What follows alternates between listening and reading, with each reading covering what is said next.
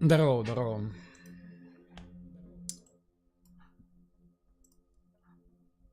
Так.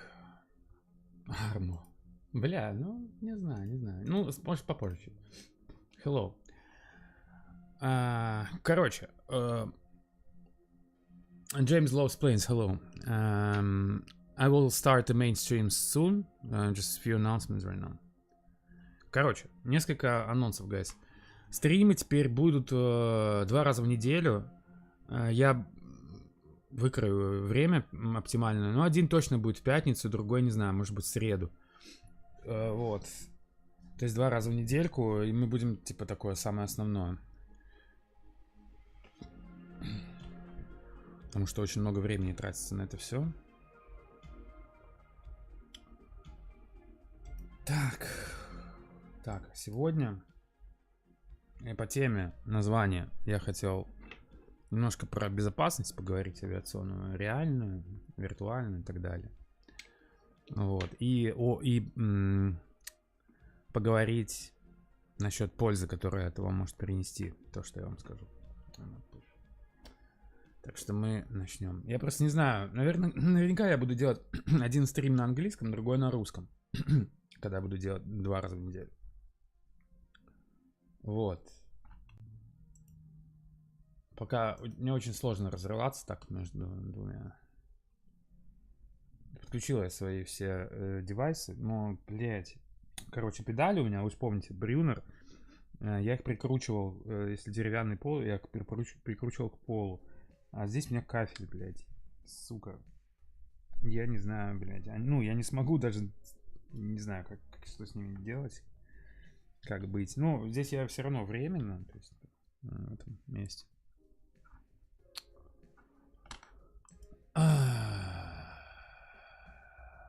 Давайте так. Ну, чуть по авиации пройдемся. Потом можно и арму чуть побегать.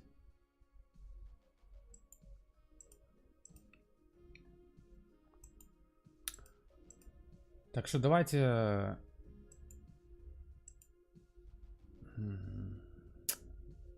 Посмотрим немножко на Англию. Начнем. Потом посмотрим, как будет.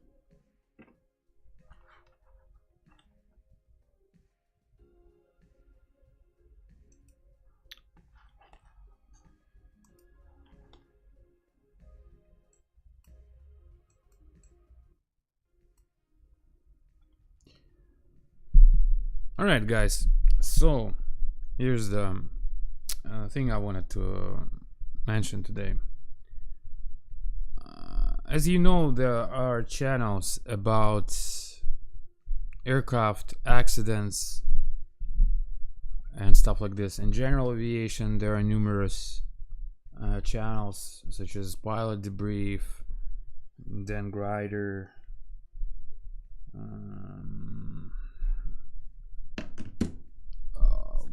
the Blanco channel, whatever. So many channels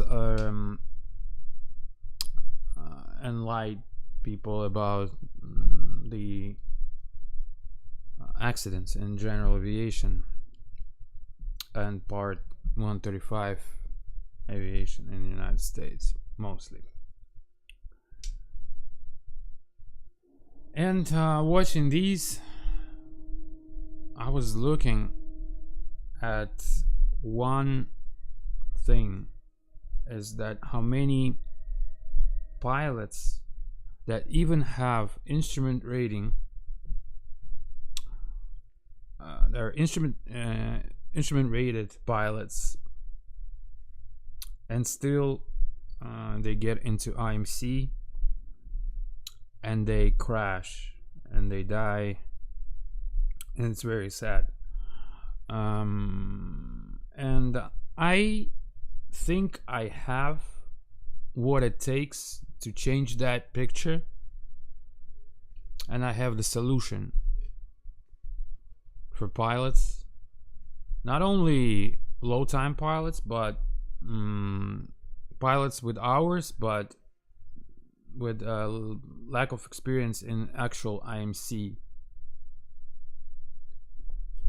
If you look at statistics of how many pilots crash and die of inadvertent flight into IMC, even with the IR, with instrument rating.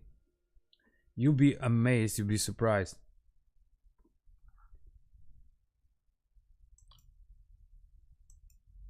And currently it is it really surprises me that in modern times, with such tools such as you know, simulators of your choice, Microsoft Flight Sim, X-Plane, etc., that people don't use them for the instrument training. So in here, I'm gonna open this service for pilots that want to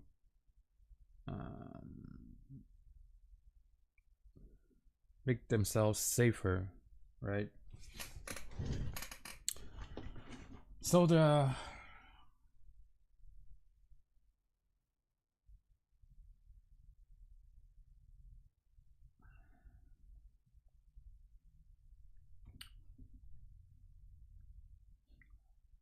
So how to do this, all right? I will help for small compensation. I will help to install, tune, and find the right products for a pilot to build a home sim so he can train on this IFR. And not only IFR, but in general. Because in conjunction with the actual real world flying, like in general aviation or wherever you're flying, mostly it is concerned general aviation. You fly in normal weather, right, VFR, but or you even fly IFR, but not in actual IMC. What I think will change the picture is that if you at least have 4 days in month that you will go through like personal training yourself, you train yourself, just put IMC conditions and then make approaches in different aircraft and have a feel of how it is actually to fly an IMC. So you would get used to the instruments so good that in real world, if you get into IMC, you would have such more like larger chance of doing good, and I'll guarantee that. So first of all, what I would do is, if you're a pilot, really invest into Brunner yoke and paddles. And this is not, I'm not affiliated with them or anything, but this was my best investment from all of the sims. Everything I bought from the for the simulator, this was my best investment. And I'll show you what I mean.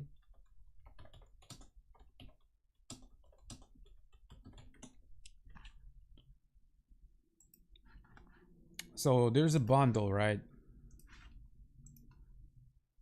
where you get a full force feedback yoke and paddles, real forces, and etc. And this is even licensed.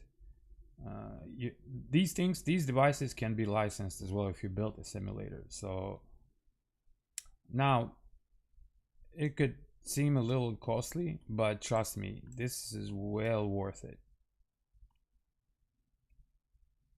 But so you first purchase that, then on my part, what I will do is I will help you to tune the flight simulator and to tune the Brunner yoke and paddles, as well as I have the different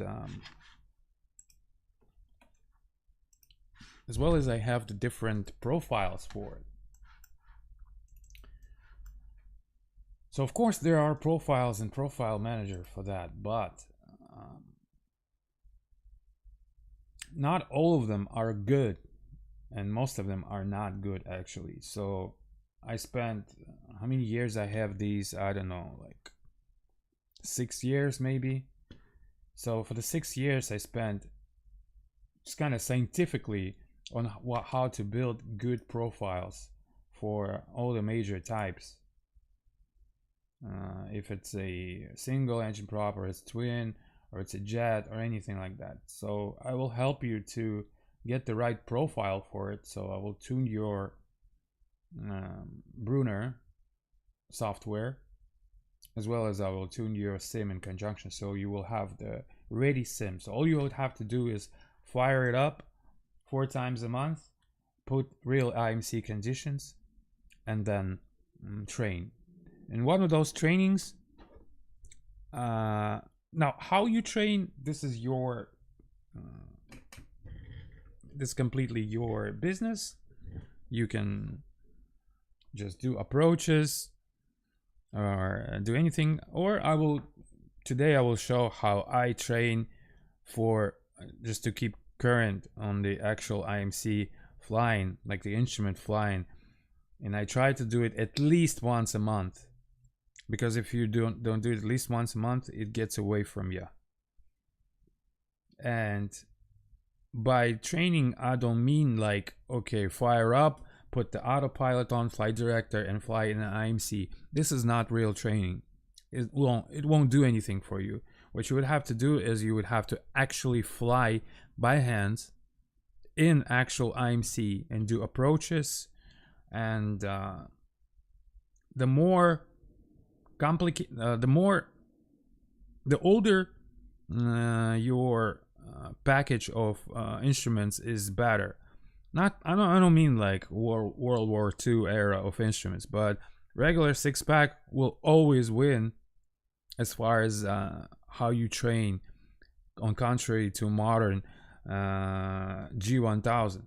Of course, G1000 has more situational awareness, and it's all compact, etc., etc. It has more options. It's safe.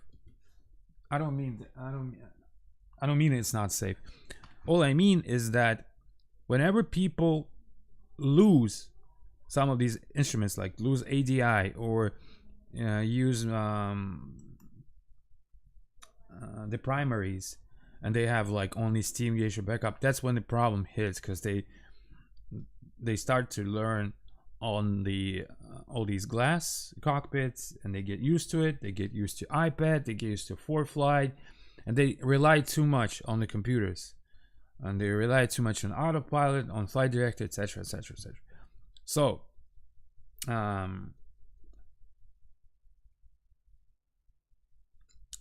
I will show today, as well as I will show 3 great general aviation models which you can train on in Microsoft Flight Sim.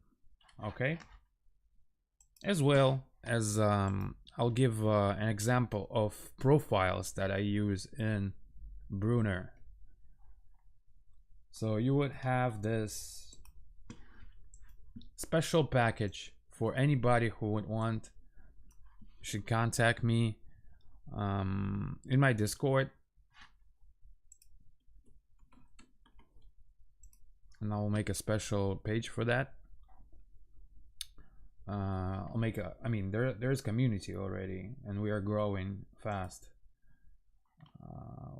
It's about real aviation, it's about simulator aviation, it's about sounds, add-ons, etc.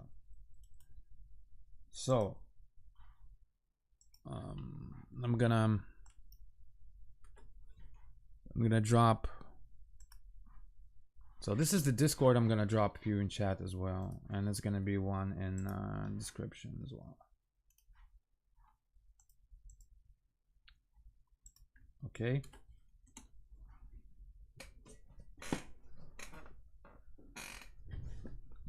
Now, this is just something that I thought yesterday while watching numerous accident investigations. And I was like, I was looking, I was, wow, what can I do to help this thing? Or what can I do to change it based on what I had? So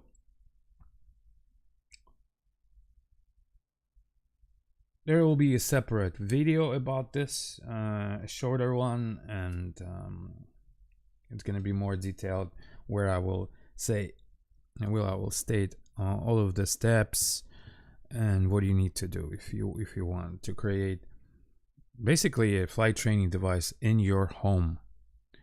Because I mean, you can get regular joystick for 20 bucks and fly in Microsoft Flight Sim without pedals, but this is not going to be real flying. It's not going to do anything for you.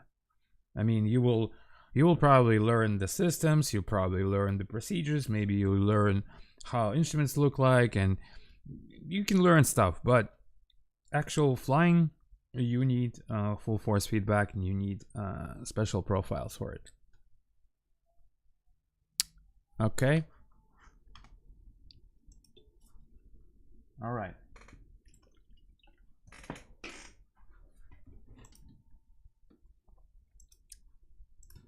So, okay, 3 GA aircraft in MSFS. 3 best GA aircraft. Or my best GA aircraft.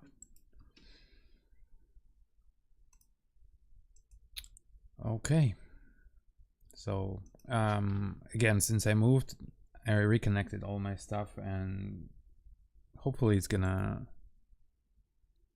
work as usual, because flight sims and flight controls are known, if you move and disconnect, reconnect them, sometimes they lose data. Okay, so today I will give an example of my recurrent or something, like I can say recurrent example of recurrent training. So example of how I stay on my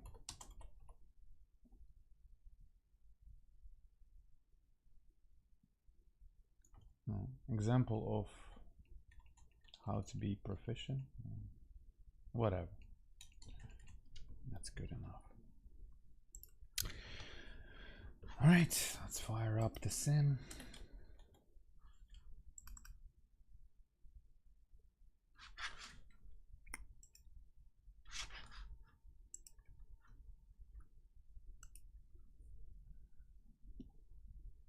And again, I've had a lot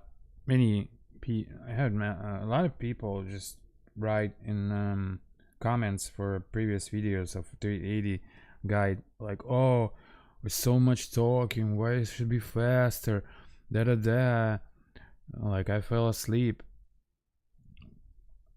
The idea of stream is not, so if I would want to create a video of like a guide, I would create a separate video and fit it all in half an hour or 40 minutes and give you a rough based idea.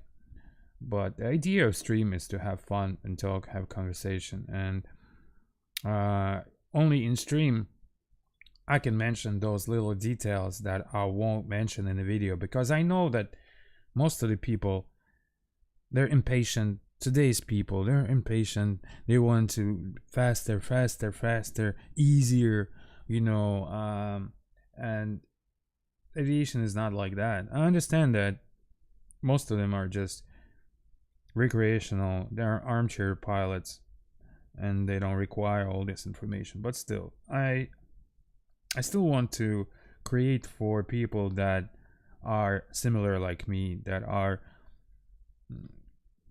either student pilots, or they're already a pilot and flying, just want to get better, or they're just a simmer, but a simmer who wants to fly like in the real world. So for people who want to learn,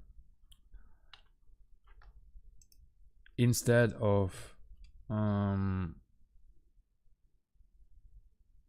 children that want to just press Ctrl E and then start up the whole plane. Okay, so it does not work like that in my world.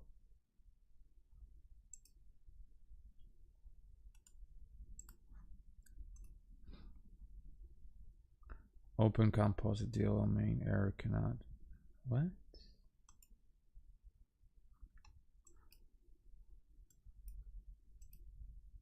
It's not VR. See, when you move and you disconnect your computer, shit happens.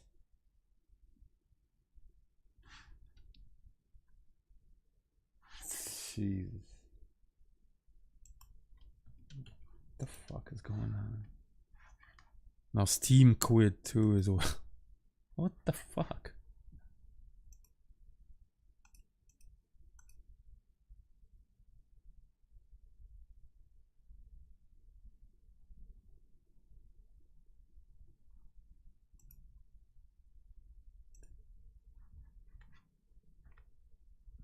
Okay, now it's working.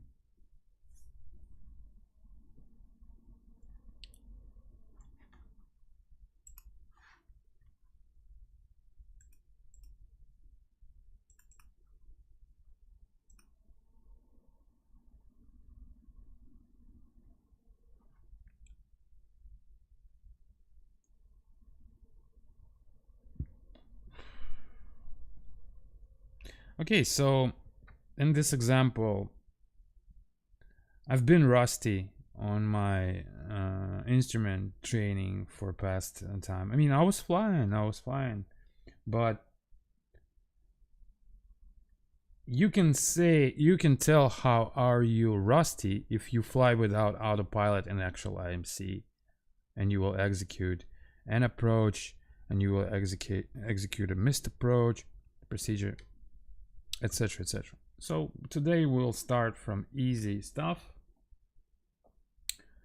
I will create an actual IMC.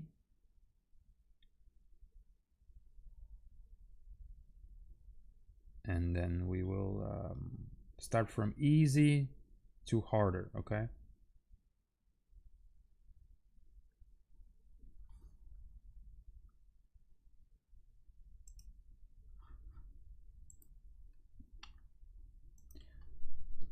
So if you've been really rusty, I recommend to start from just doing a regular traffic pattern and try to get it as perfect as you can, just flying by hands, and get it as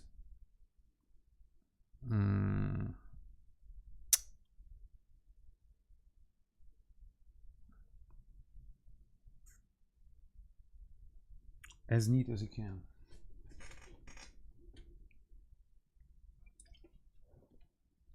And for the first aircraft that we will use today, I will use the A2A Comanche, which I think is in my favorite 3 generation aircraft that I fly. So I would want to put it like that. If somebody would come up to me and say, you can only leave 3 general aviation aircraft for your flight sim. No, it's not concerning any jets or anything. So only 3 general aviation. Which ones would you leave?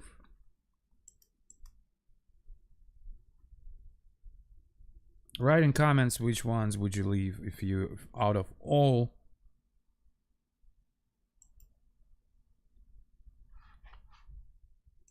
you could only keep 3.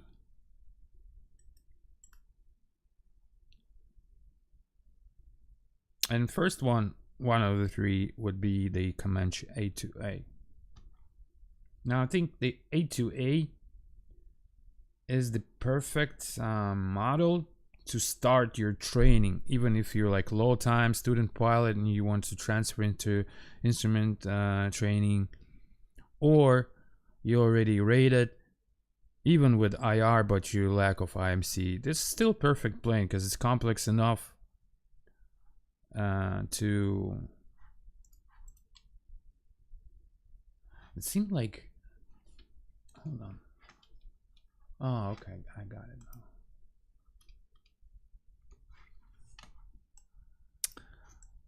All right, so now we'll. But first, traffic pattern we will do at VFR, right? Just so we can see if we can move on to the next step, right? So if you, at first part, if you try the traffic pattern and you have hard time holding altitudes, or you have unstable descent or approaches, or you can't hold speed really nice, you should just do it until it all comes into place. And so I will start by, we have good weather here. So the fall is already here, right?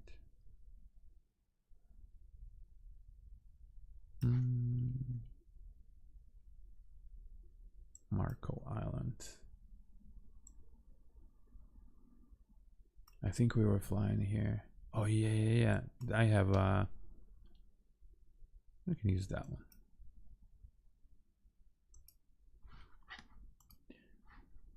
All right, so the example of that is that I have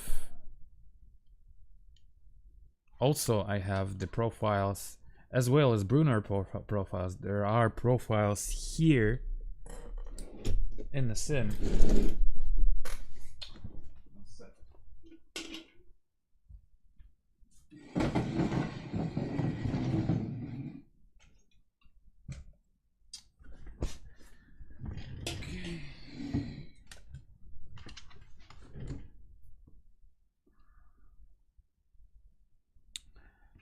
Also, later I will mention what other great general aviation models you can have besides those three that I use.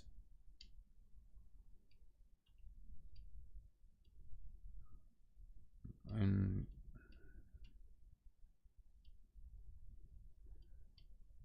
where is this? Hello? Where are you? Bonanza.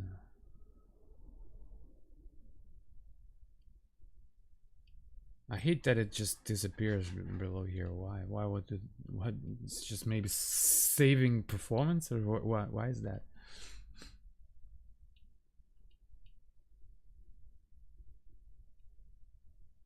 Wait. Hold on.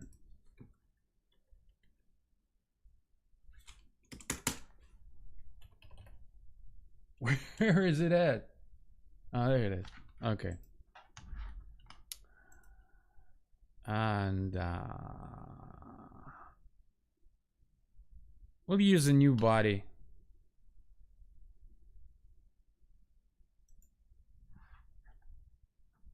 Red, because you know red flies better. Always flies faster.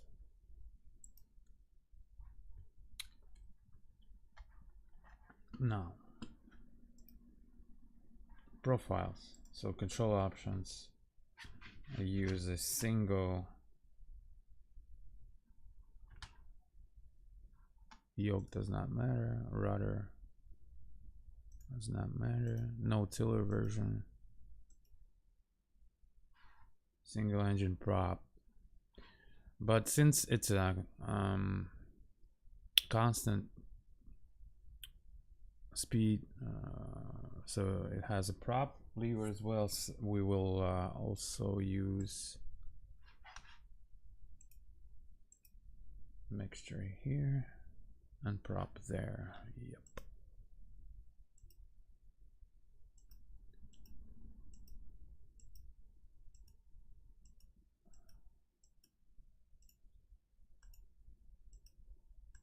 The profile that I use also for turboprops, since it has the prop. Okay.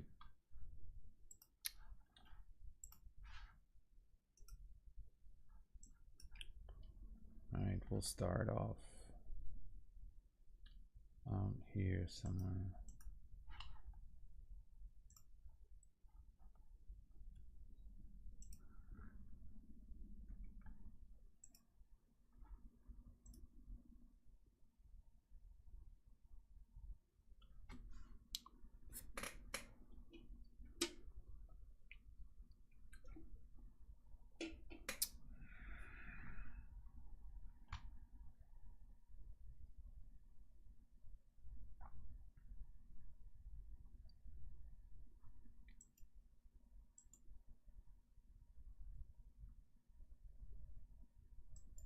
So if you are tight on budget, for example, you can't afford Bruner, right?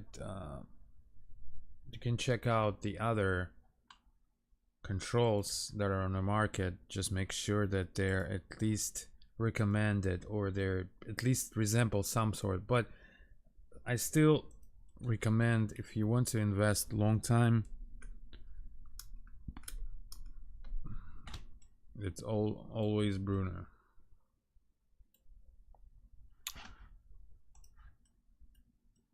Yeah, okay.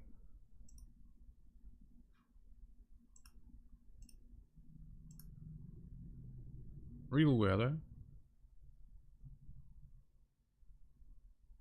Yep. Okay. So this model would be perfect for initial trainings because you have your GPS, but you also have a regular 6-pack steam gauge just so you can get used to these. And this is something that more or less people of my age saw in their initial training, because we didn't have the GPSs, or at least they weren't that, that advanced. So we didn't rely. We did not have iPads. We did not have digital charts. And I'm not saying that you should not use it. I'm just saying that you should, if those fail, you should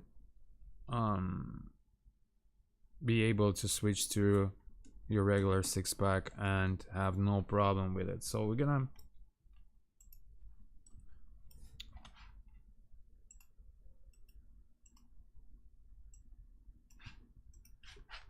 the new version available, but it's okay. All right, so out here I have gyro drift, gyro sound, trim acceleration, cockpit presence, visible passengers. All these are on. And turbulence, flat screen, VR. Okay, we are not in VR.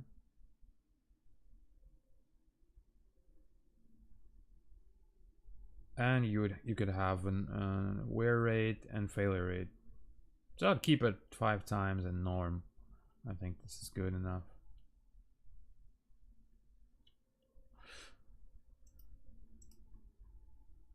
And since we will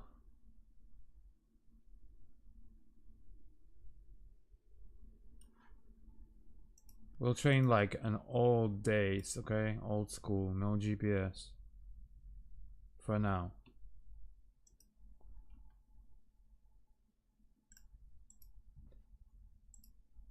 So it's gonna be just you and your structure.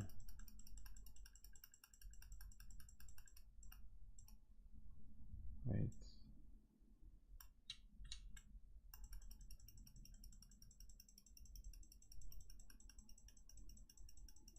I'm not that fat.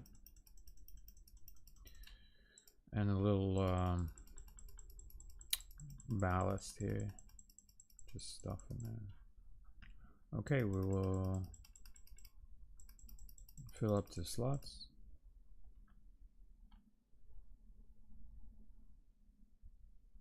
Looking good. All right, so low voltage.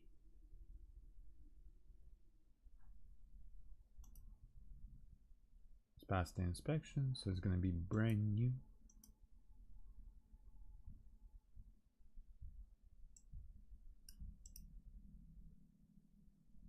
charge the battery a little bit. So it's all ready to go. I'm not gonna do walk around in this one. Save it for yourself, okay? Just the only thing I would keep for this training flight is checklists, which you can find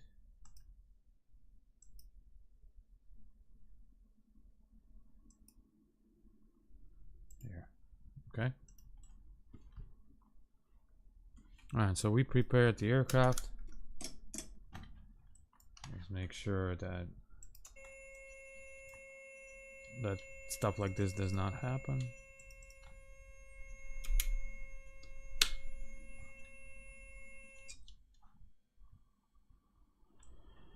And this is why you need to do a pre-flight. So all this is good. And fuel is on. I'm gonna make sure that the fuel quantity is good. Okay. So we checked it all out. All right. So for the profile, let me show you something. So this is the profile that I have for Comanche. Now watch this. All my yoke and pedals are connected here as well. So in real aircraft, this is why I'm saying just you gotta get the Brunner. And I have the real weight on my yoke, and for those of you who don't know, the yokes, they don't stay in the middle like this in these aircraft, the small aircraft. They're get pushed down by their elevator weight. So if I do this and I let go on with the weight of elevator, it pushes down by itself. As well as elevator, if I'm gonna do this, I'm not holding anything right now, my hands are free, it'll stay like that. But as soon as the engine starts, the airflow from the prop will start to move around the flight control surfaces, and it will straighten up. As well as if you add power later on, it will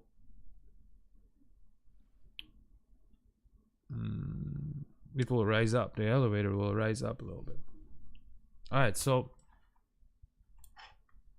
as well as other features. So again, if you need in profile for this aircraft, I can provide it. And the profile is profile manager, so it's all created according to the real aircraft, how the real one feels. So with the same force, same everything. Okay. Alright, so the pre-flight is complete, passengers are briefed, seatbelts secured, control locks removed, park and brake is set, gear switches down, flaps are up, radiators are off, autopilot masters off, avionics masters off, all electrical switches off, circuit breakers, make sure they are all in, these are here, and here. And the rotating beacon is on. All right, it won't come on until we put the masters, of course. But all right, so I did the flow, then I do the checklist. So flow, then checklist. But if you are just learning the aircraft, you can of course go by item and go, for example, control lock and then remove control lock, park and brake and then set park and brake. But this is only when you learn on the aircraft initially. When you want to try, so you do the flow, the correct procedure, and then do a checklist when all the procedure is done, some sort. All right, so the engine start. Switch on the master. See we can hear the beacon as well as press the fuel pump and watch the fuel pressure is gonna rise here. The prop should be full forward. The of course the fuel valves are on, in and on. The mixture is full in, beacon is on, and now we'll do the priming. So carb heat is off, and it was standing long time, so I'll do 6 strokes. You can always do like 6-5, and if it was long time off, and then if it needs more, you'll just add more a bit, but just don't over prime it. All right, so now after we did the procedure, we can do the checklist. So engine start checklist: fuel selectors, desired tank, mixture reach, throttle cracked. So by cracked, this is like 1/2 inch or inch, just like that. And as well as when you do the checklist, you can see the items you missed. Prop full forward, carb heat off, mass switch on, fuel pump on, fuel pressure is checked. Fuel pump is gonna be off, and fuel pressure checked. Primers in, mags will be the both, and prop area is clear, and start. If it does not start right away, you can add a little bit throttle or pump the throttle a bit. So sort of like this, you see? I added a little bit because you don't want to overheat the starter. Alright, as soon as I start, I gotta check the sound though. As soon as I start, I want to see the oil pressure. And I want to lean the mixture so we don't get our sparks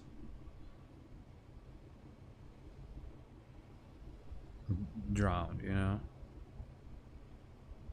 Alright, so that's about halfway is enough, and then keep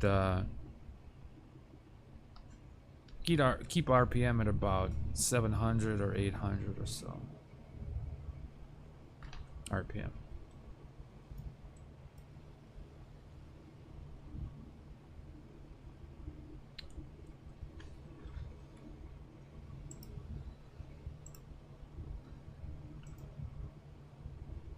Alright, this time like the avionics is on. Put this here. Alt on.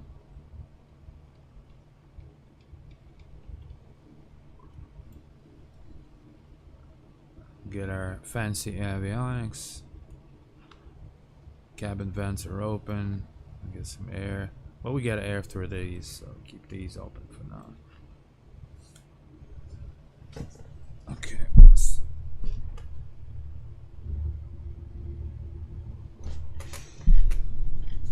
Yeah, the problem is gonna be that my pedals are man, I don't know what to do with these.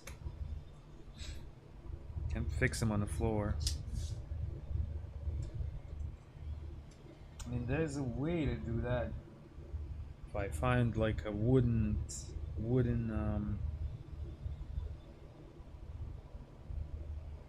large wooden plate. Bruh. I don't know. Stuff.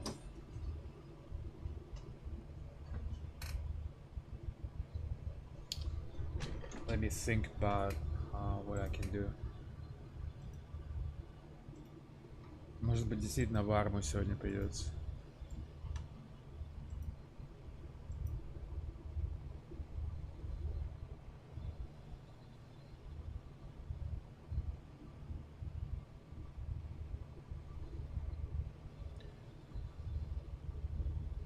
Oil temperature is rising.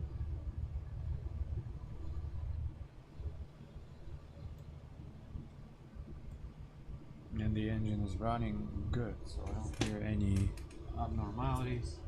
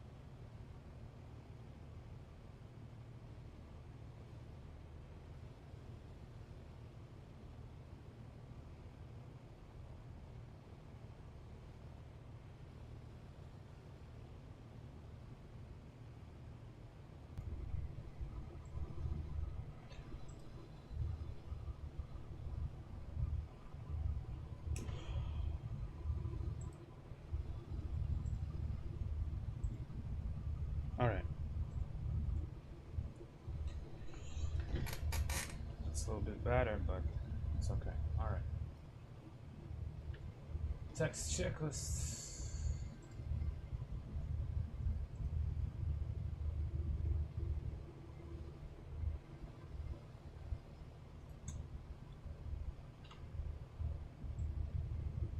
Primer is locked. Phoenix master is on, and meters checked. Radios are on. Transponder as required. Altimeter is set. Hitting indicator, just reset it to what it shows here.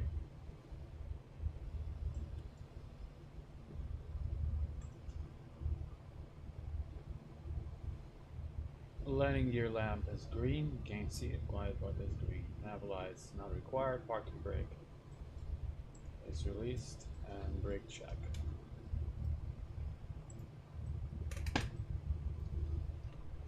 Get a little bit of and then check brake. Okay, a little bit of power.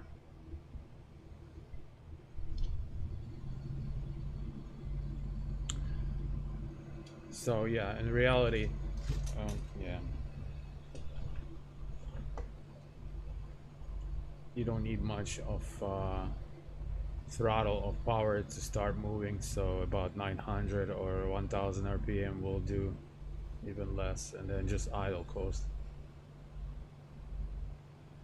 And this is how this model is pretty exact in these conditions. So we got a crosswind here. So I'm gonna use the runway, the north runway or whatever.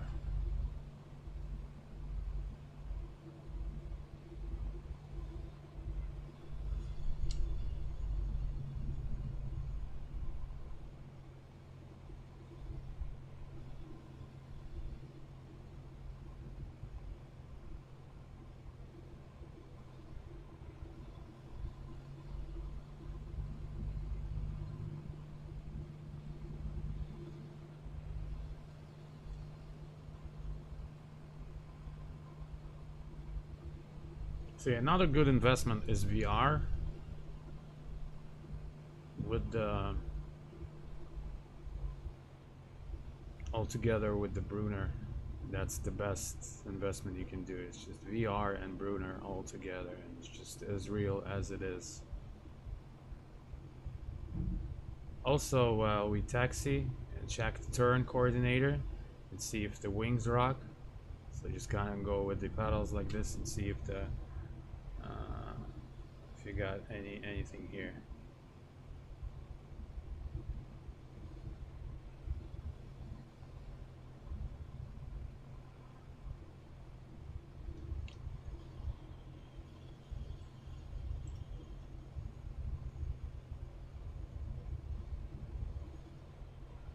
So it's a straight crosswind, so no wind correction need to be applied while taxiing with the yoke.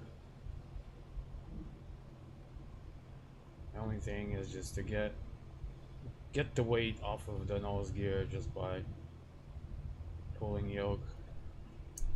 And you can see if I let it go, see how the nose drops. So that's the weight.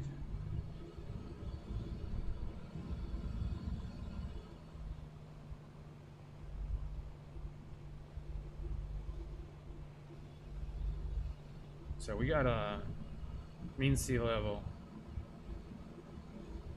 So the airport at sea level. So that means we're gonna be climbing to 1000 above field elevation, which is in this case is 1000 feet. And we'll choose just the standard takeoff, standard traffic pattern, and we'll try to keep on the speed, on DMMS, VRAF speed, as well as correct power settings.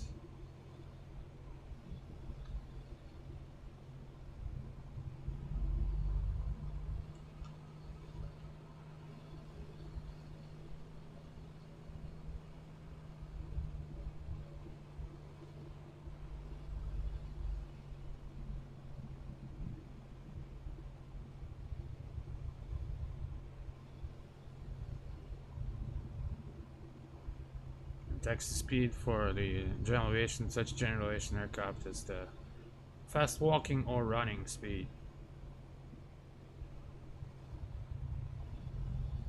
Alright, we're gonna point it into the wind.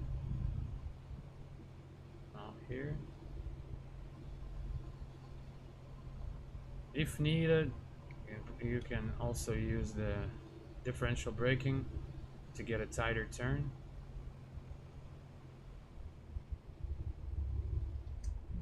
Yeah, my pedals are... See, like the pedals out here, it creates the real force. This is why it needs to be screwed to the surface, and I don't have a wooden surface, so I did some temporary solution which doesn't work pretty well.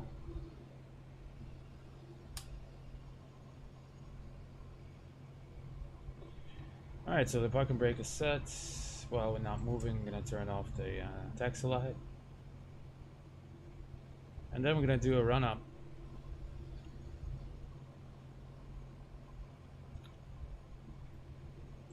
So, oops, the run up is slightly different in each of the general aviation, but it's pretty basic, but it could be a bit different. So we're gonna position into the wind, brakes, gonna hold the brakes with the parking brake, but we're gonna hold the brakes. The fuel quantity is gonna be checked, the fuel select is desired tank. The mixture will be full in. The throttle is 2000 RPM. Slowly add power to 2000 RPM.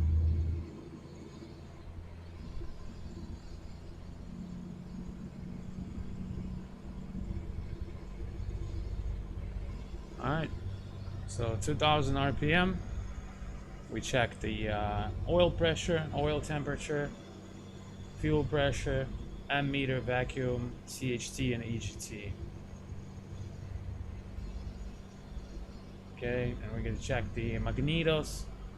We're going to check each left, light drop. Max drop is 125 RPM. So it does, you should set, also, you should go with the right one first. So 2 clicks left, drop, then both, then left click, 1 click, and then 1 click back, and then check in between them.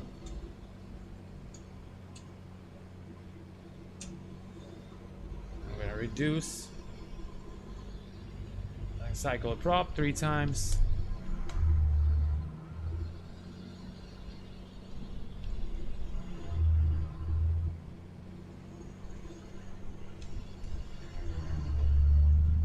And reduce to 18 and check steady.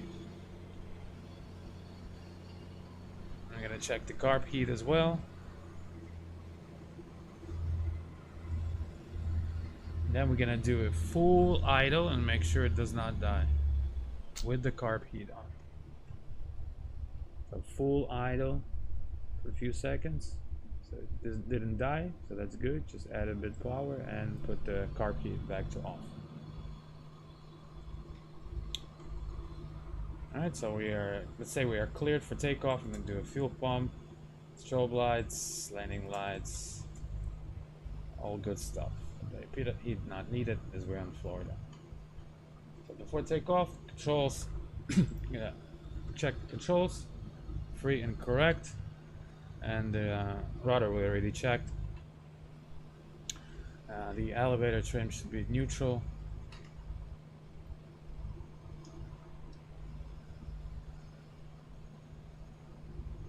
A bit down.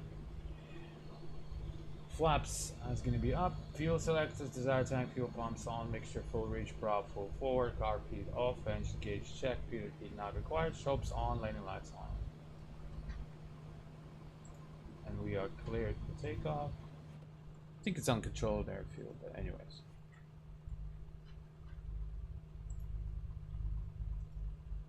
Привет. Что с активом? Нету, все из-за 380. Ну, так у меня и раньше не было. Я говорил, что это толпа была и, ну, тупо из-за того, что был хайп. Ну, больше, чем обычно. Alright, clear on approach.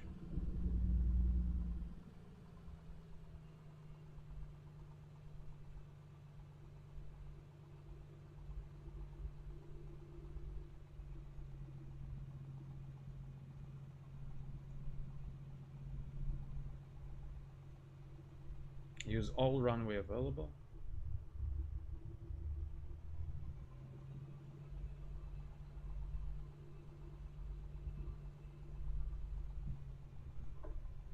And cross check runway 35. And also make sure when you line up with the runway, make sure your heading bug is aligned within your runway. Alright, so let's go. We'll climb. So our traffic pattern will be easy. We'll climb to 500 AFE, which will be 500, then we'll do the crosswind. We're gonna do left turns, and then we'll climb to 1,000 feet. Alright, so as we go, our main goal is to make sure that we do everything smooth, timely, and basically all our instruments are speeds, the headings, the altitudes are correct, as well as the engine settings. Okay, what I would do is I would go up to the green line by holding brakes up to green line, and just make sure again the oil pressure, fuel pressure, oil temperature, EGT, all these are good, all the engine instruments are good. And then accelerate full power. The power is set, speed is alive.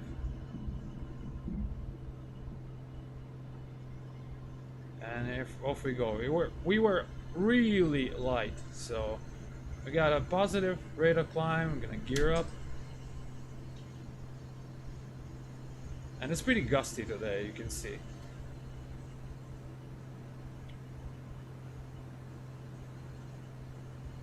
We're gonna look for DMMS speed. More on that a little bit later.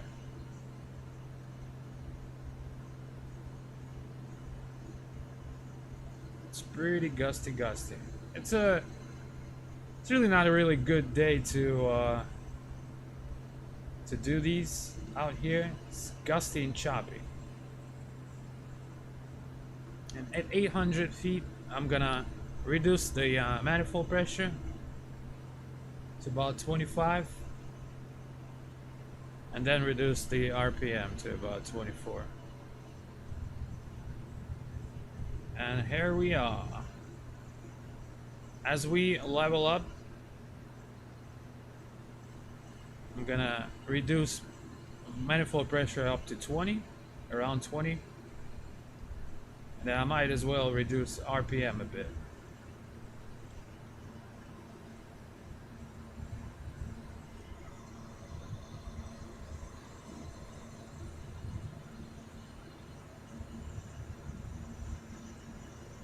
And then we are in downwind. As we are leveled off, retrim the aircraft so we don't have any.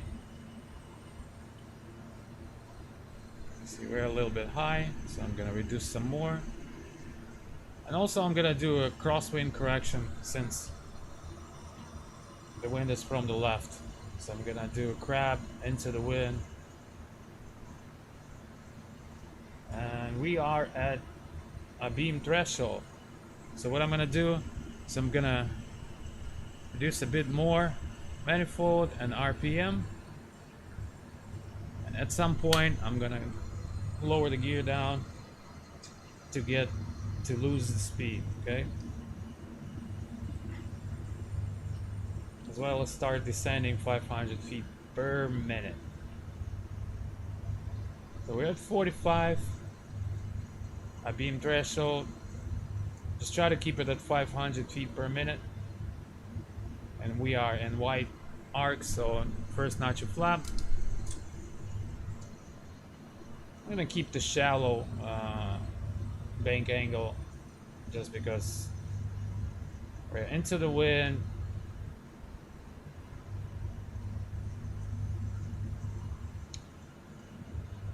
And keep the MMS speed as we descend.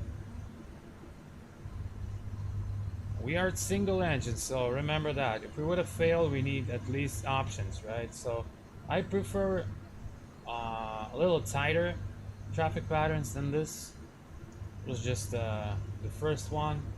So another notch of flap, retrim,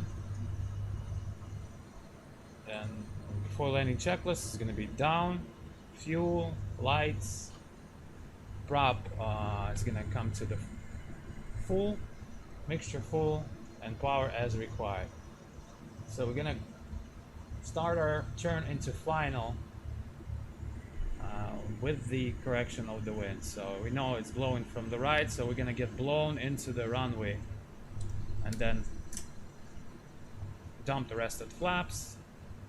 And even though it says on the Vasi or Poppy it says that we are higher, that's okay because we are single engine. All right, so we need space in order if something happens.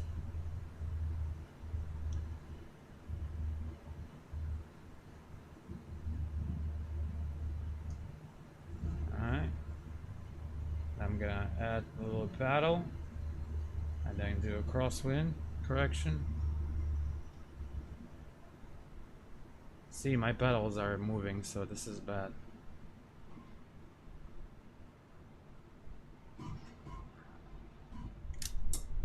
Yeah, I can't really. Okay, I'm gonna do a full stop. My pedals are moving. I can't really do it because it's whenever I press the paddles, like when I was using paddles, the whole thing moves. So I need to fix it. I need to tie up this board up to the floor or something because see, when I move the pedals, the whole thing just starts moving, and this is crazy.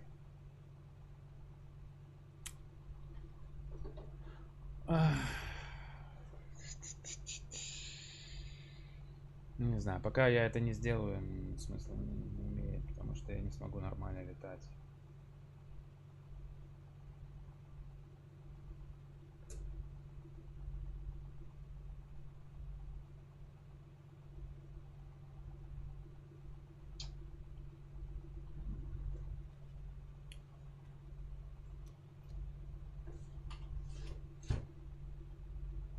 I can hear it's moving.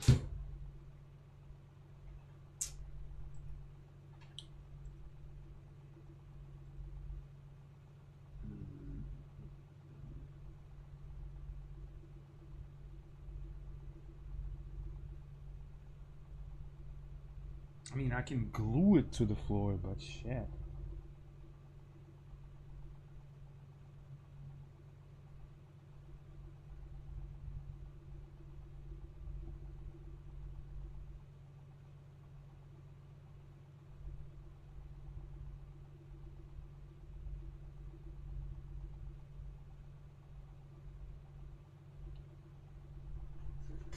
Блять, что делать с этой хуйней, не знаю.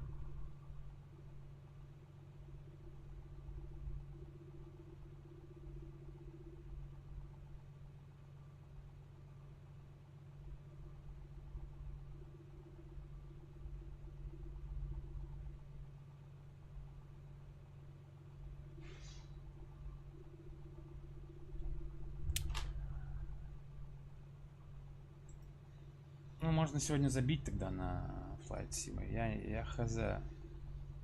Без педали я летать не умею. А педали у нас проблема. Либо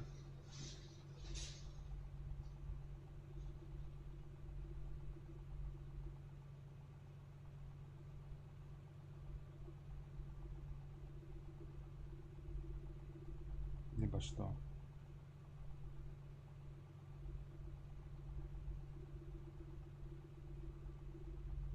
Ничего, больше нет никаких вариантов. Только, блядь, приклеивать эту шляпу сюда.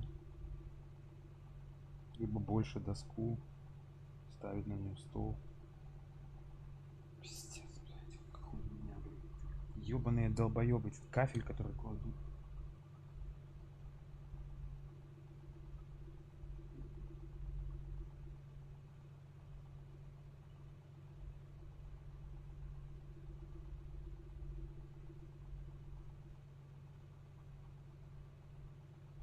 Ну, либо не летать там, где кроссвинд, блядь.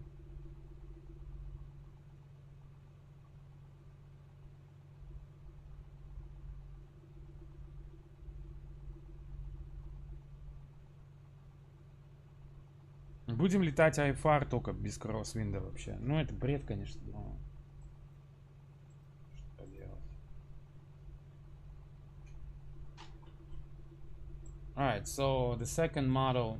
I cannot fly crosswind right now because, again, I have force on my paddles as the real one, and I cannot glue them to the floor since I always used to screw them onto the wood for the surface, but in this room there's no wood surface, there's a fucking tile. Ah, shit.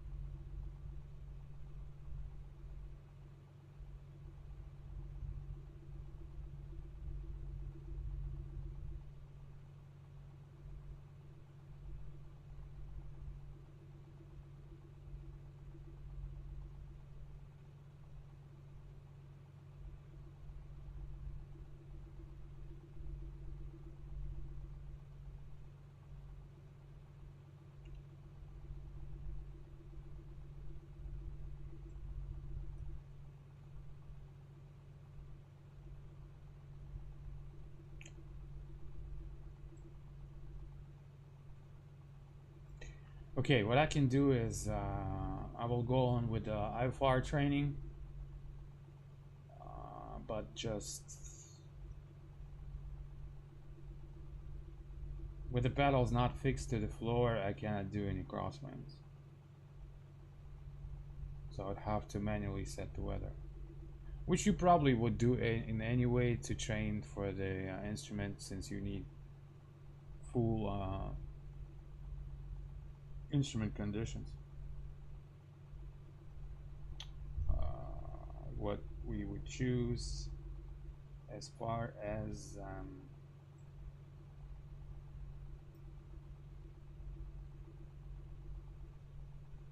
the airport where we will do it.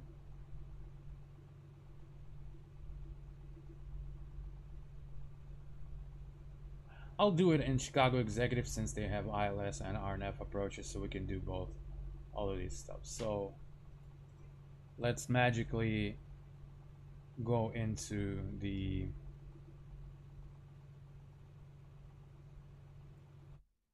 Midway Chicago Executive.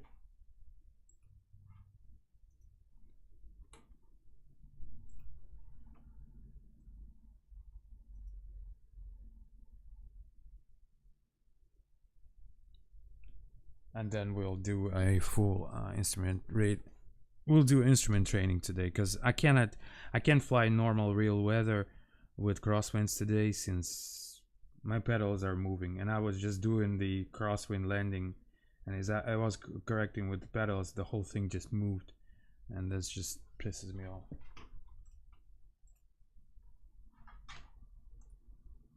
All right, so Chicago exec.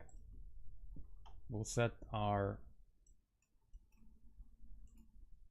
weather as per instrument conditions with the let's do the first. We'll do from the easiest part. I think most people have easier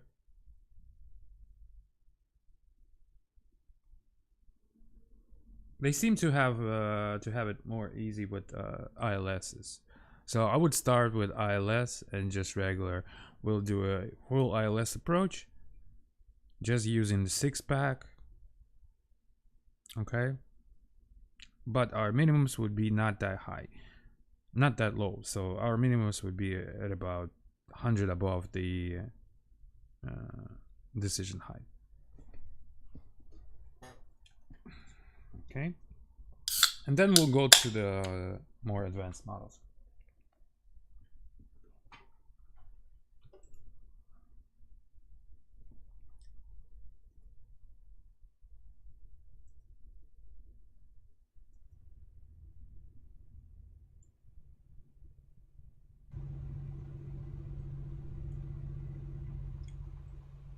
I love this model as it just takes in account what it was before. So okay. All right, let's see what we can do here.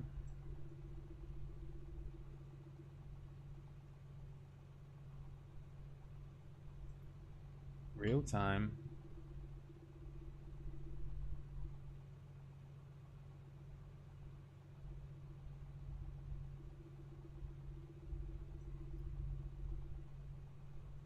Light winds, and it's going to be visibility.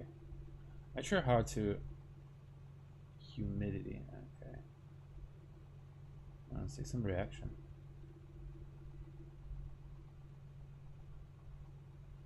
So it'd be pretty humid.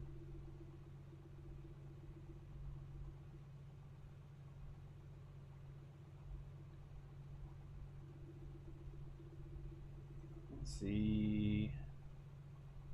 I don't have. You see, I like how in Explain you have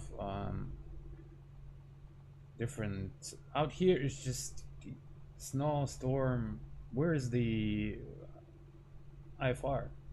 As far as not this overcast, but you know what I'm saying, with a low, with the RNAV minimums or ILS minimums, we have to create it ourselves. So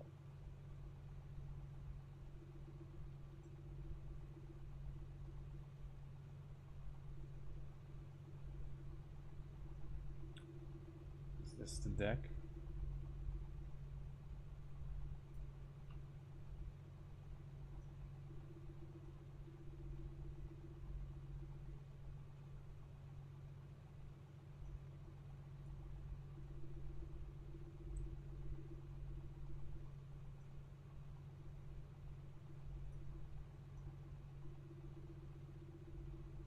That will be full blown IFR. Not sure if we need to set any density. I did have.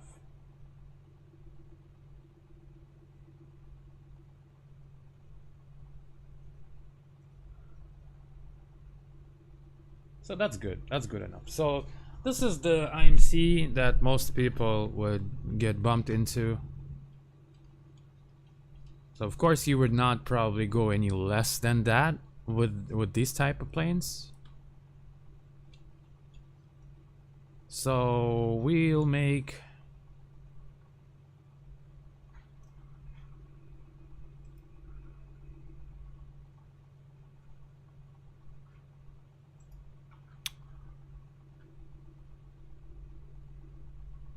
the bottom would be let's say about 400 AGL. Let's do 500, okay? So this is already demanding for most low time instrument, even instrument rated pilots.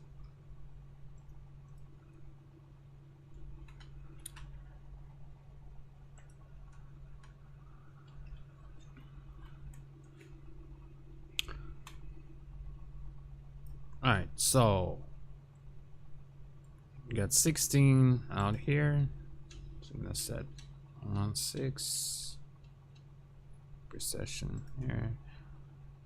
We're gonna set our departure runway heading.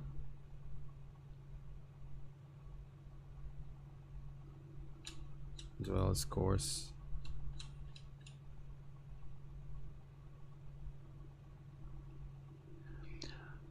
I'm just gonna get the GPS just for the charts. We're gonna use it just for the charts, guys, okay? Nothing else.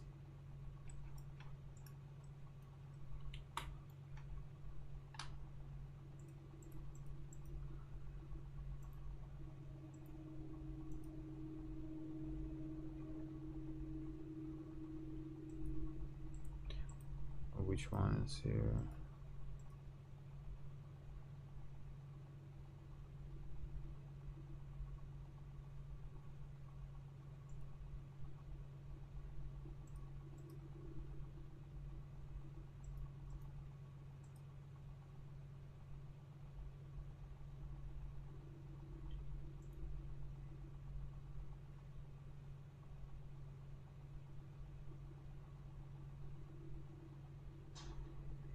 Jesus.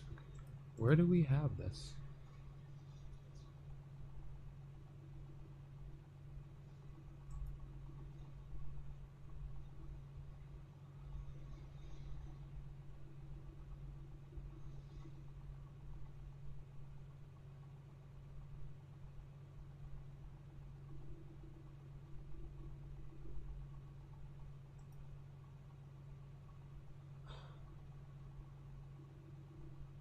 I don't understand where can we choose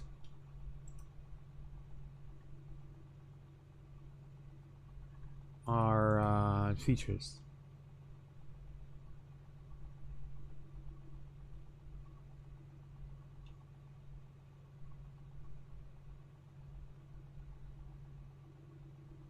I just had it. I just changed it myself.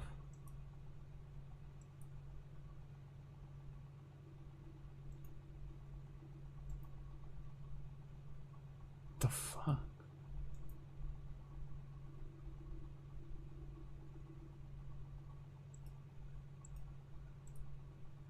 Out here? Yeah, I think so. Yeah. Okay, so we're gonna have a GTN just for the charts. 750.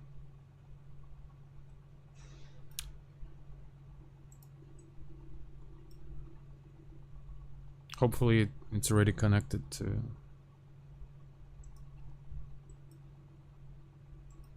approaches. Alright, so for the start, let's see.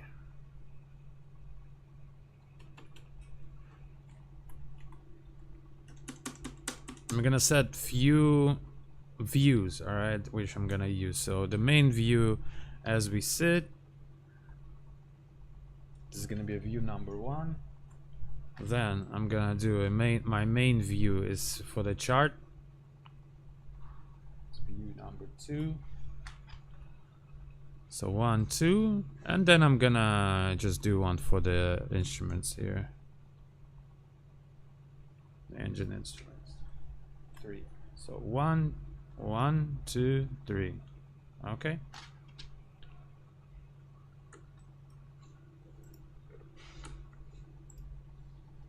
So the aircraft is ready for takeoff.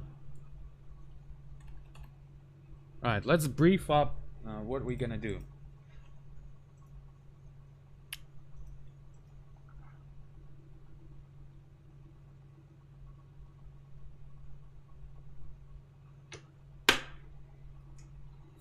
I'm interested. How many people in chat speak English?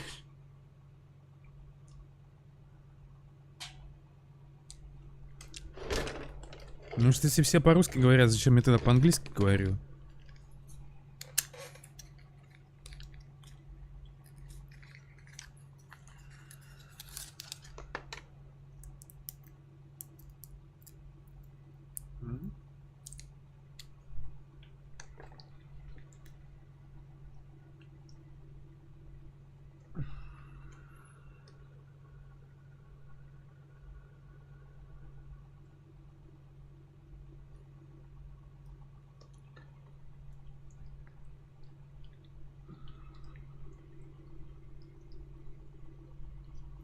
Okay, so first approach we will do is I'm gonna make sure that I don't see our plane on the map, because that way it's just a cheat, you know? So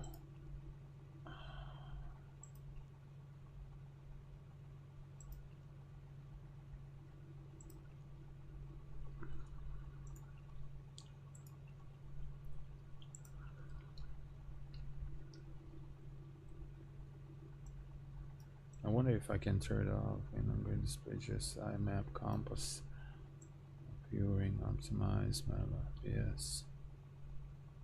I wonder if I can even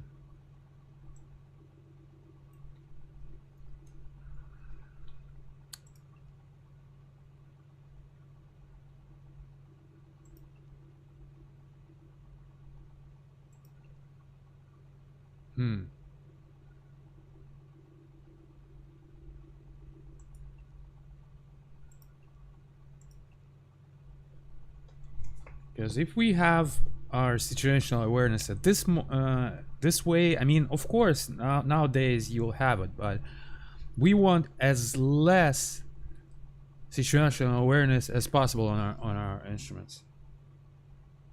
So that way, it will count as good instrument training. Блять.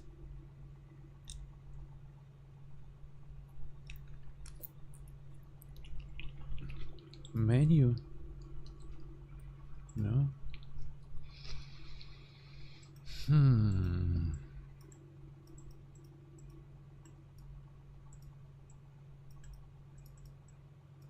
Что-то с ним происходит, но...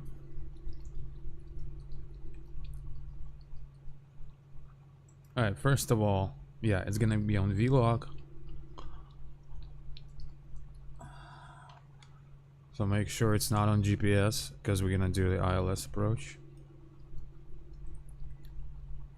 We're gonna vector ourselves into straight in approach, but then later we'll do a full procedure, right?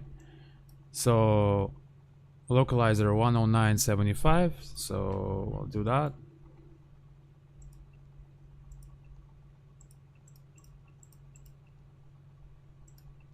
And transfer it here. And final approach course is 161, so make sure it's set to 161. That's what's 61, and as well as the heading bug.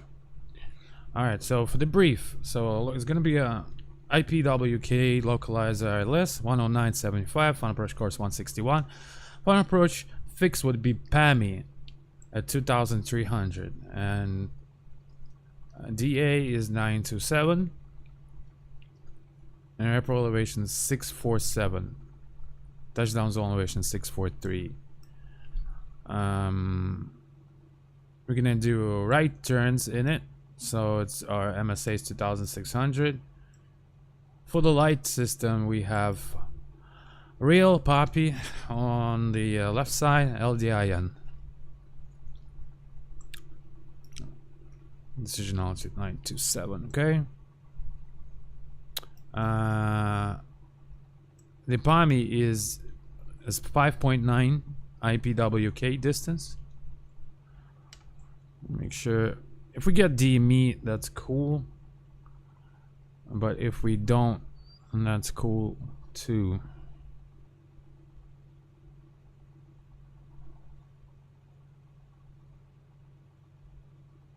Sometimes it's here, but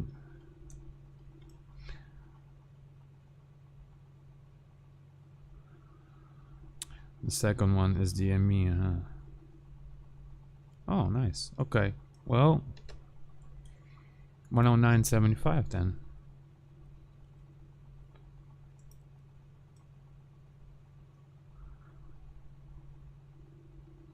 So we can use that as DME.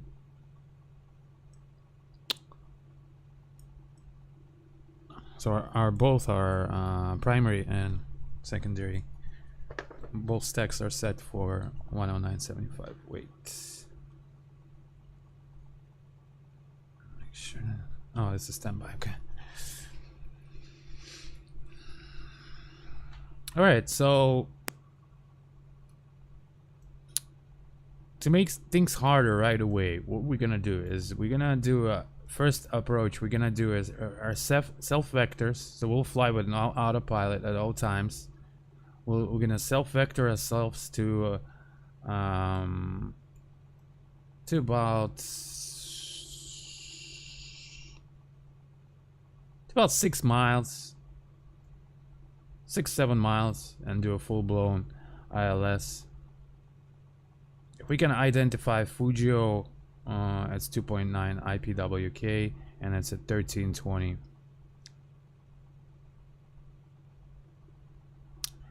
Then we will do a missed approach,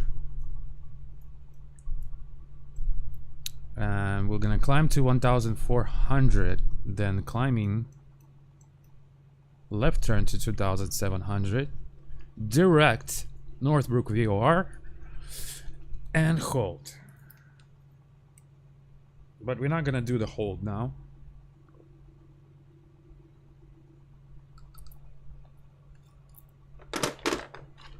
If let's say if we would have needed to do the hold, I want to check your guys' knowledge. What entry in this holding pattern we would use? Teardrop, parallel, or direct? Write in chat, please. Write P for parallel, D for direct, and T for teardrop.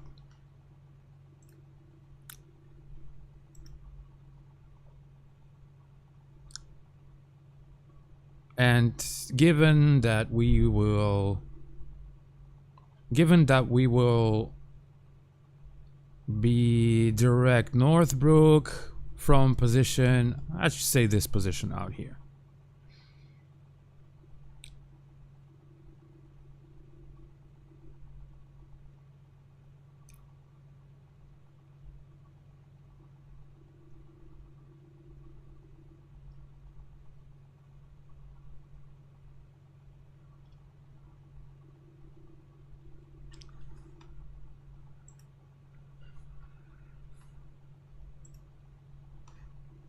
Всем плохо, да? Окей.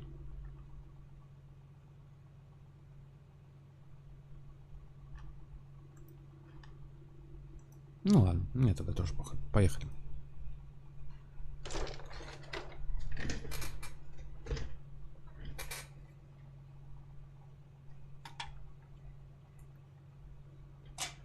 Alright, so I'm gonna hide this just to make sure we don't see ourselves, okay? Wait, oh, I know how I'm gonna use charts so we will not be able to see ourselves. It's maybe here.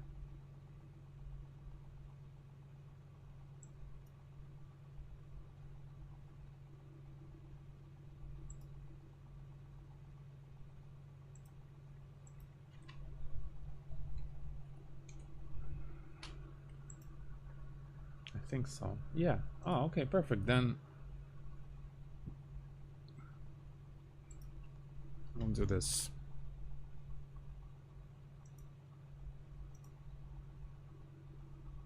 I wonder why it's doing that. Okay, so good. We just have chart, nothing else. And this one. Wait, why every time I'm doing something here, the plane reacts?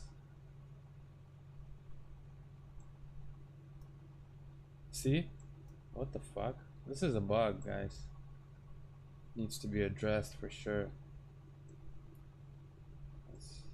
See? Every time it reacts. It's unacceptable. But I'm gonna have it here, okay? Since we're gonna apply with the instruments. Alright, so let's go. Let's climb runway heading to about 1100, then we'll turn left. Heading 06, right heading 240, okay? Or 250.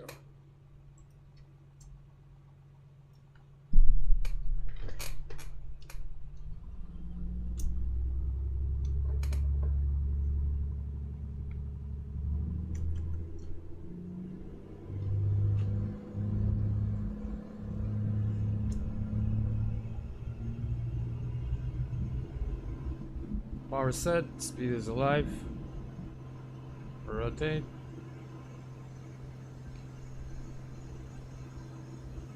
No runway left in front of us, so gear up.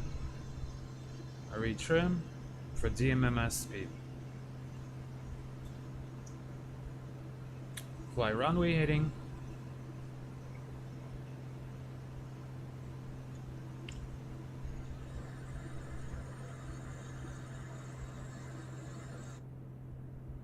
That's better. Alright, 1100, turning right. Standard turn. Heading 250, and we're gonna set it the bug to 250. We're not using any autopilots, any flight directors, nothing. And we're climbing 2,700. Let's climb 3,000.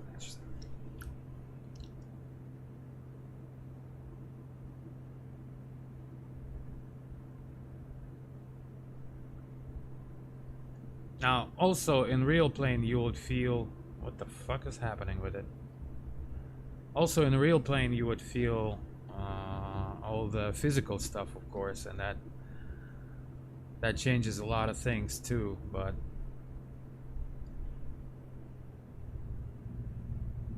at least you would trust your instruments. After that you would learn how to trust your instruments. You would know where to look for. You would catch yourself before you do anything else. It's alright, we'll turn right heading 330, climb 3,000 feet. And all movements should be smooth, and we are approaching 3,000 feet. As we approach, we're gonna first start with the manifold pressure. So decrease manifold pressure, decrease prob. Why is jerking like that?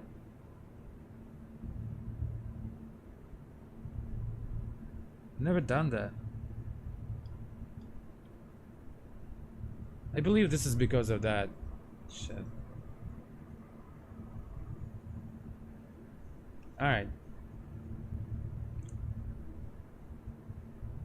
So resume your normal scan, such as your normal instrument scan. A little bit high, so we're gonna descend and correct for 330.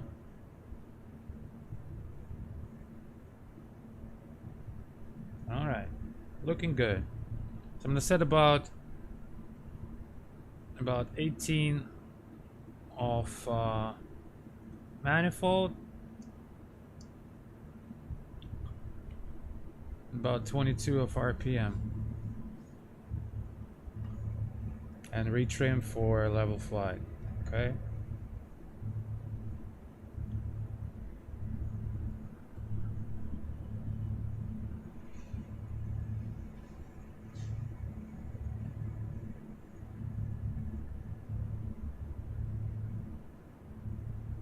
So everything should be tied to your artificial horizon. That's your primary. So the network goes scan from here to here, from here to here, from here to here, and the scan just goes out of this. So primary altitude, primary speed, primary HSI, vertical speed. So, and then of course check your engine instruments once, and then all right, we're at 3,000, heading 330 or 330.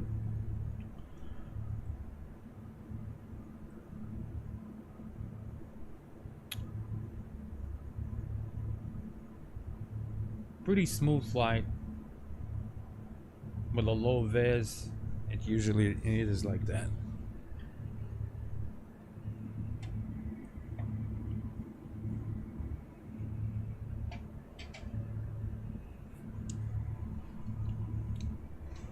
So what we're gonna need to do is we're gonna start the approach. As we're gonna be cleared for the approach, I'm gonna set the approach speed, so it will be all nice and stable.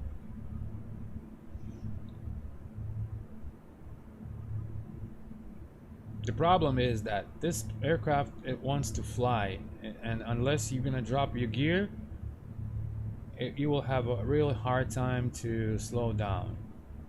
So we will slow down while we can whenever we get cleared. So you can see the glide slope is already moving. That means we are passing that point. So I'm gonna wait until we are well. So the glide slope will come from above, and we're gonna intercept it from below.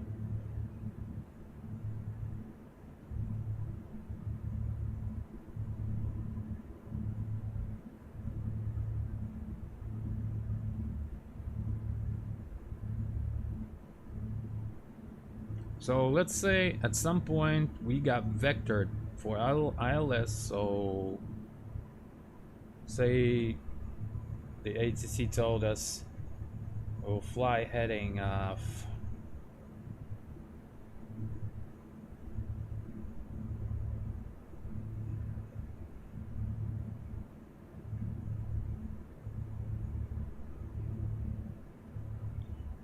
fly heading of 1.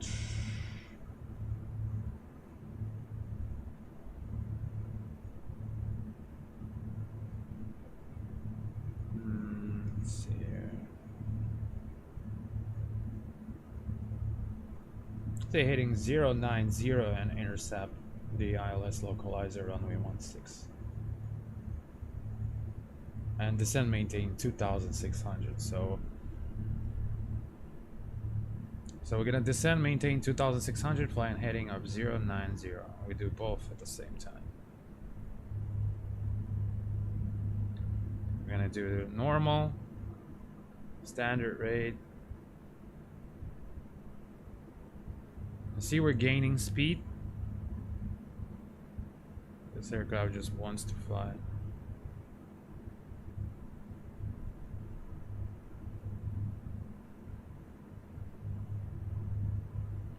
And then let's say we got fly heading of 100, 2,600, and then intercept.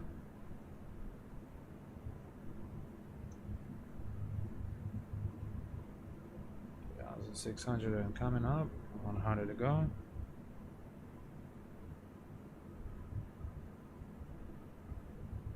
Alright, so it's good time to slow down for the approach speed now. Alright, we are heading 100 and we're waiting for the localizer needle to stop moving. We can't descend anymore, so make sure we don't bust that altitude. And then we can slow down here. That's good. We well within white arc. So we're gonna keep it like that. I'm gonna set the full prop right now, so we have more of the air bite, frostbite. We're gonna keep our headings and altitudes. Just make sure we do that. And we're waiting for the needles to start moving. the localizer. Small corrections. Slightly high, like 50 foot high from 2600. We're gonna descend.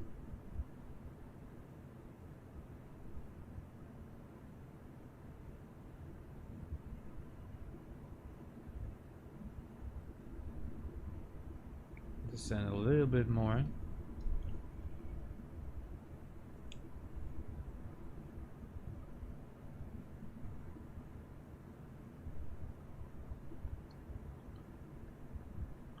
Alright.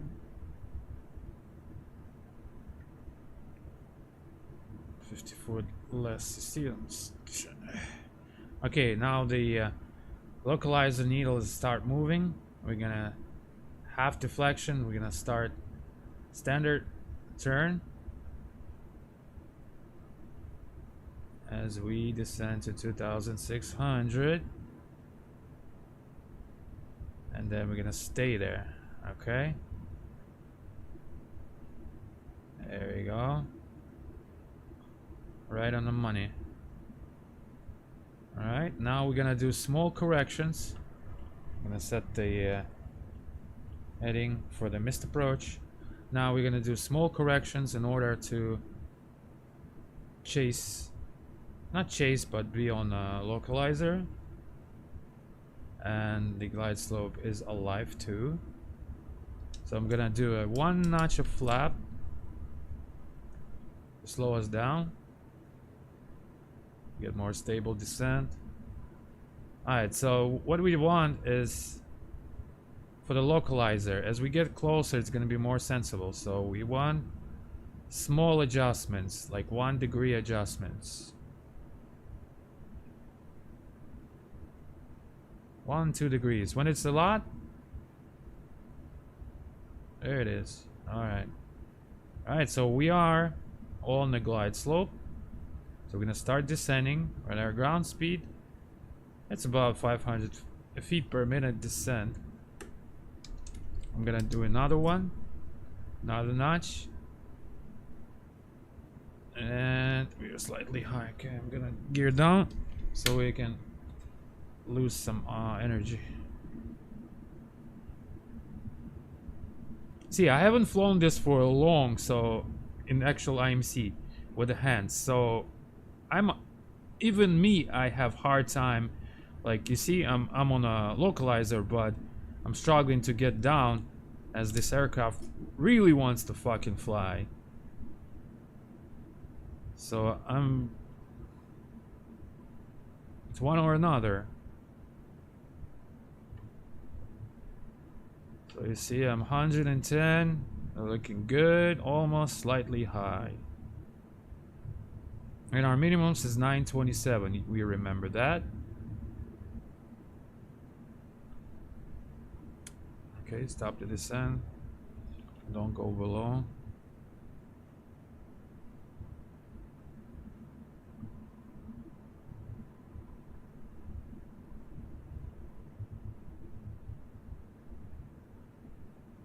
So that's a good training for, see, I'm below, so I'm gonna stop the descent again.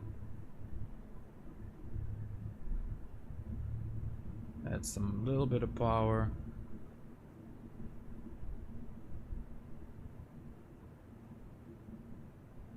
On the knots, that's good.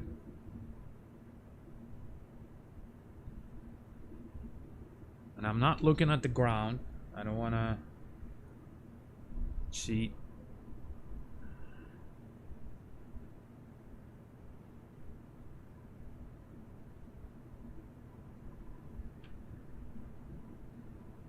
Alright, so we're gonna be approaching minimum soon. So the lower the minimums is harder to do, of course.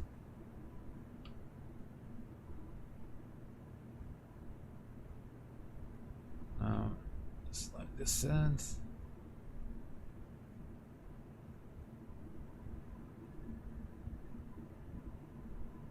You want to establish the constant descent, like a stabilized descent, but you see, it's hard. when you don't do it for a long time. And what happens is in the real world with all of that, you get distraction from ATC, you get distraction from physical feelings of what happens. Alright, so... And that's minimums, so we'll look up, and we are here.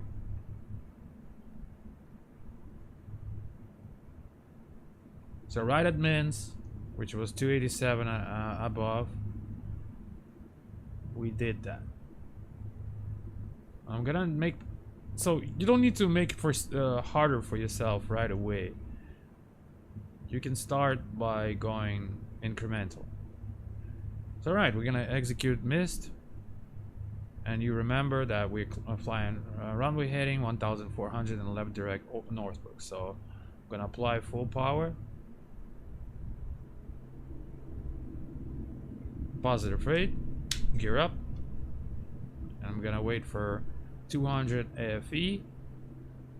Just start decreasing flaps. That's 1, that's 200, 1 notch. Runway heading, 2nd notch, and flaps up. Now, direct. So, okay, right away, what's gonna happen? I hate why I can't just pause with the aircraft able. Why are they showing all this menu on pause? This is crazy. Like, this is completely not what we need. You know what I mean?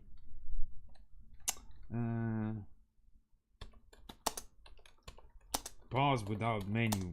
God damn it.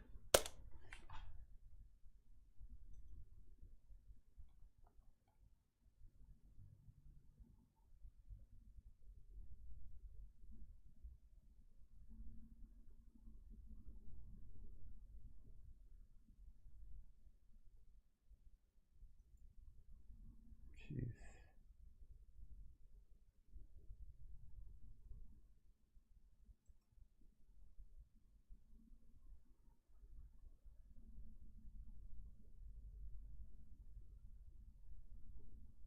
Anybody in chat knows how to pause this fucking game without this menu, so I can actually show you things on the instruments?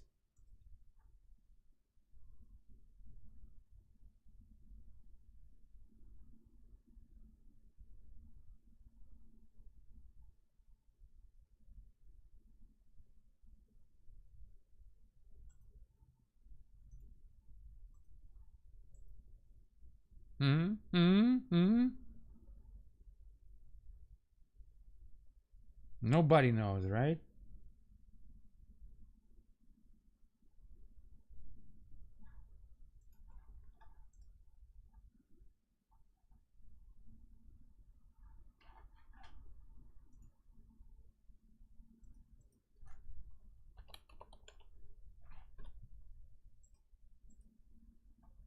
Escape, active pause. Set pause on. Well, the active pause is shit, isn't it? Well, it is kind of, but it's a shit still. It does not pause the sound or anything. Okay, so as you can see, even me, well, I fly a lot, and even with all this, me flying a lot, I still get troubles flying with just hands with real IMC, without no autopilot, without no flight director, because you can fly every day with flight director, doing IFR flights, and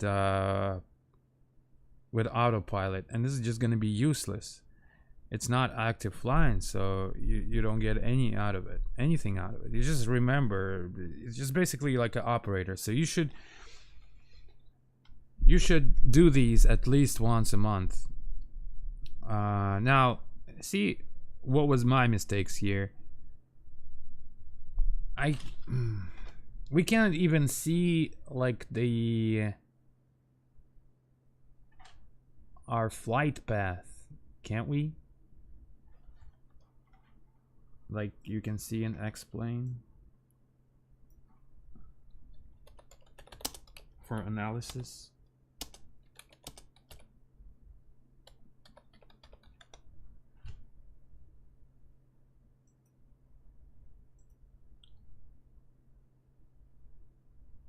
Okay, it does not exist, the feature, because it's basically it's not like a simulator, it's more like a game, but it can be used as a simulator. But a lot of the features you would probably need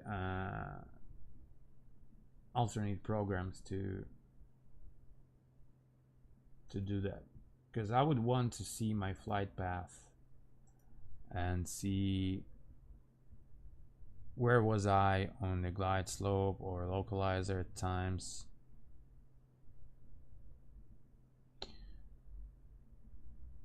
So my mistake was that you can probably see just off of the sim.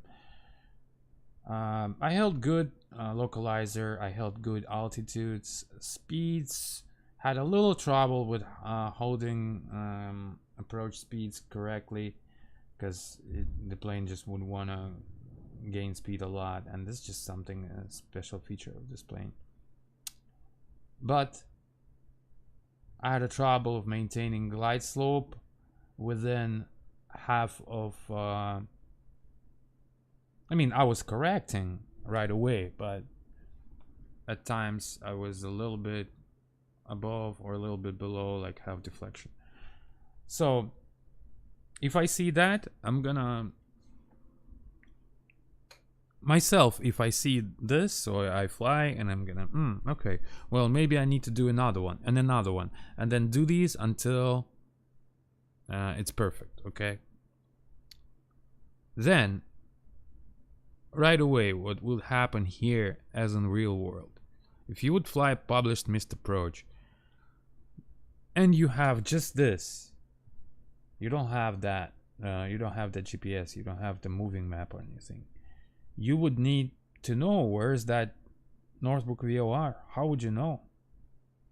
So the Northbrook VOR wasn't preset from the beginning, okay? And it needed to be.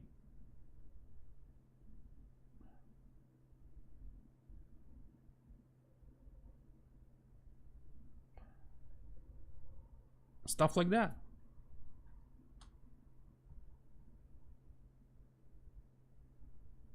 Because sometimes you need to do a missed approach as published.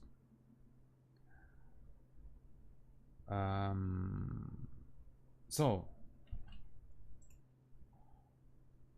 it's on 113.0.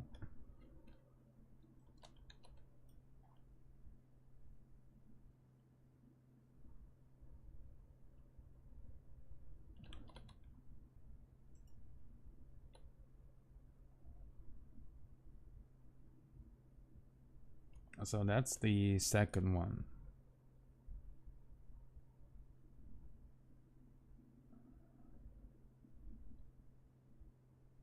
One 13.0, so we would climb 1,400 and go left turn. So I'm gonna do another one just so I can feel a bit better.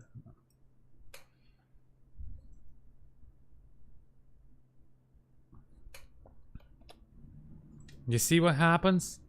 So this is not even actual good pause, because it just breaks the sim. See what happened? I can't even set this in order for me to show you guys what I wanted to show you. This is crap.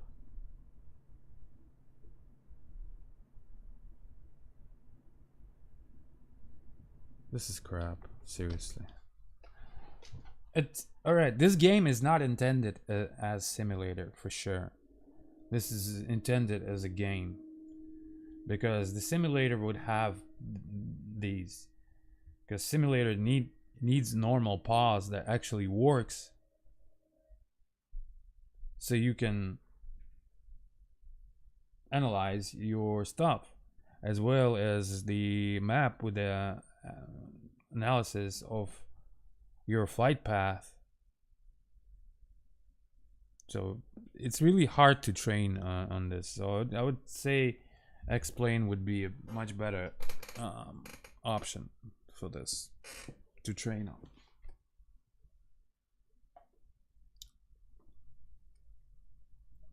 So I'll do X-Plane later, but we can't even pause this sim, you see, because the pause would just break the freaking thing. All right, so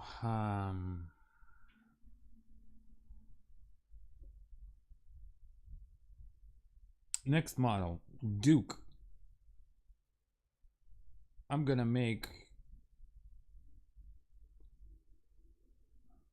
yeah, but what's, you see, what's the point? I can't even show the analyze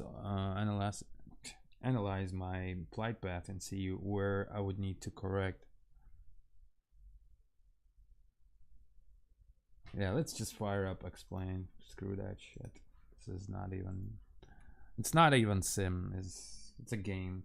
It's for streaming, for gaming, for fun, but to use it as a simulator, I would rather do Explain.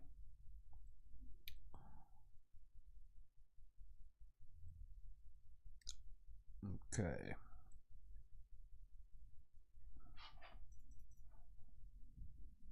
But we bump into a next problem with the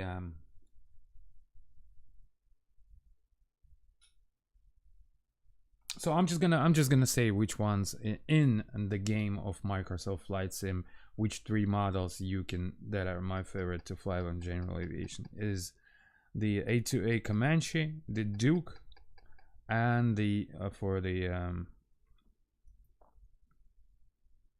Duke from Black Square, and the Black Square TBM-8. So those are my 3 favorite. I could have just make the video for like 3 minutes long. So said, okay, my favorite models is this.